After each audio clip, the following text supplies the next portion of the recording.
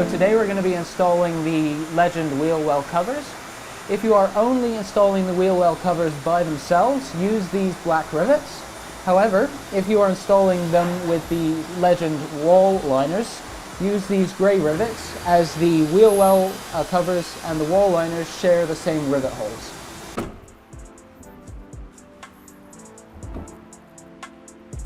So now we're going to be installing this Legend wall liner in this Sprinter 170-inch wheelbase van.